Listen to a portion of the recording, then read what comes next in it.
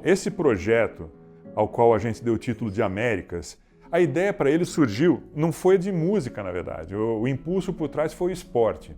Em 2007, o Rio de Janeiro recebeu os Jogos Pan-Americanos e eu acompanhei muito pela televisão.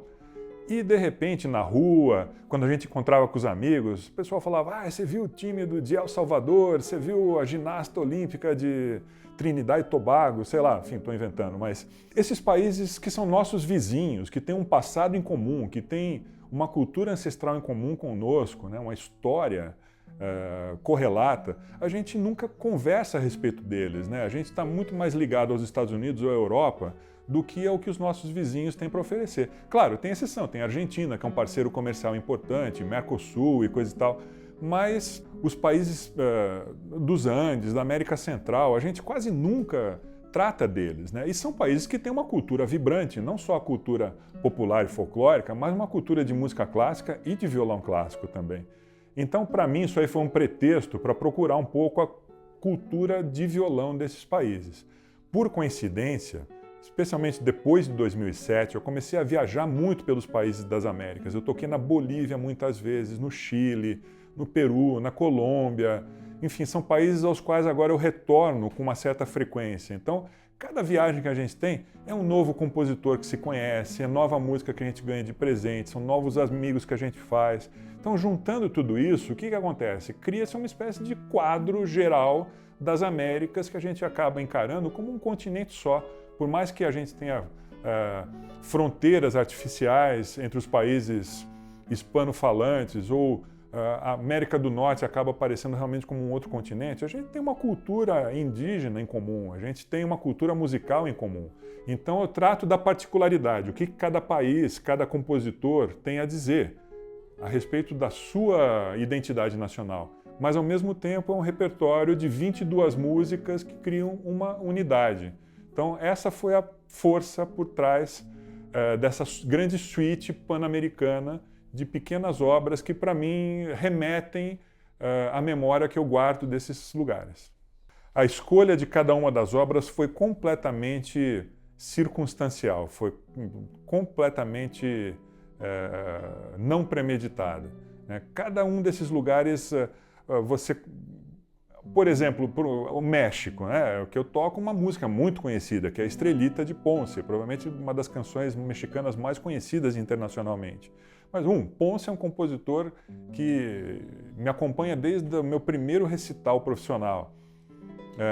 Daí eu fui tocar pela primeira vez no México e falei: caramba, eu não estou tocando nenhuma música de Ponce, eu vou estudar a Estrelita, que é muito conhecida, para tocar de bis, né?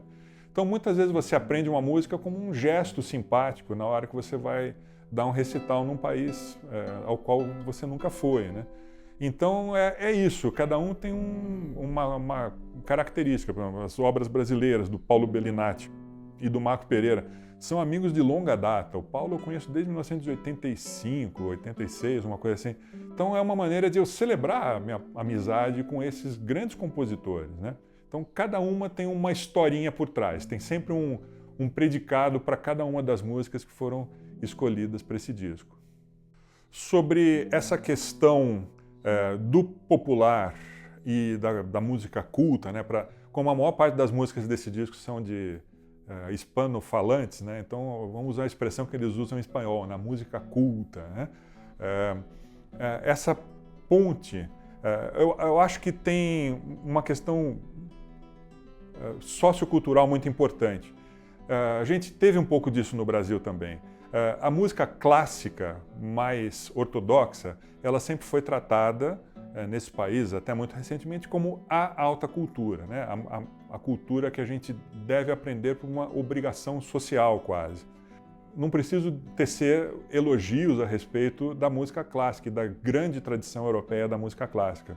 Mas o problema é que a gente não pode usar isso nas Américas como um parâmetro cristalizado daquilo que é apropriado, do que é bom, do que é modelado, do que é perfeito, né? Eu acho que a gente também criou nas Américas os nossos próprios padrões, os nossos próprios parâmetros de julgamento de valor.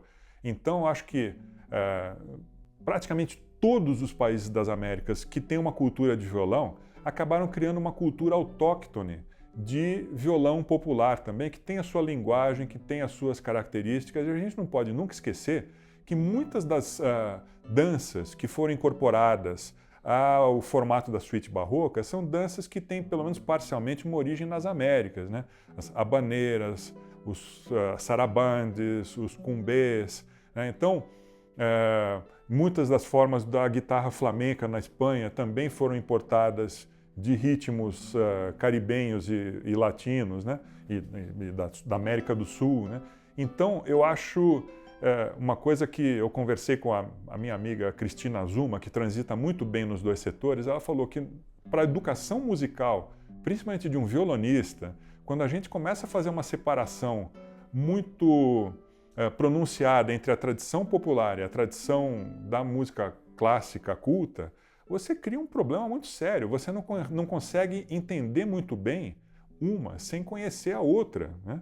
Então, por exemplo, para tocar bem certas danças de suítes barrocas hoje em dia, a única fonte confiável que a gente poderia ter de como essas músicas soam é estudando o oceano do folclore das músicas das Américas e da África, porque é o único repositório em que essas tradições foram mantidas de uma certa forma mais cristalizada. Então é muito bonito você pegar um livro de interpretação de música antiga e tem 1000 descrições de como que você deve tocar uma sarabande. A outra coisa é você ouvir como é que isso ainda é presente, ainda é vivo nas culturas das músicas das Américas e da África, né?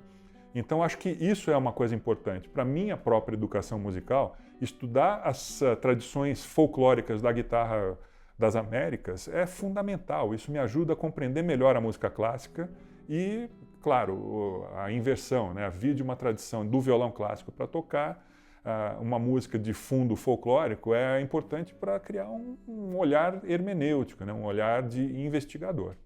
De uma certa forma, então, esse é o meu CD mais pessoal, mais íntimo, porque a própria escolha das músicas já traduz o meu afeto pela música das Américas e traduz um ponto de vista musical e pessoal, né? Então eu gostaria de convidar os ouvintes a compartilhar esse ponto de vista, né? Espero que vocês gostem do repertório. Boa escuta!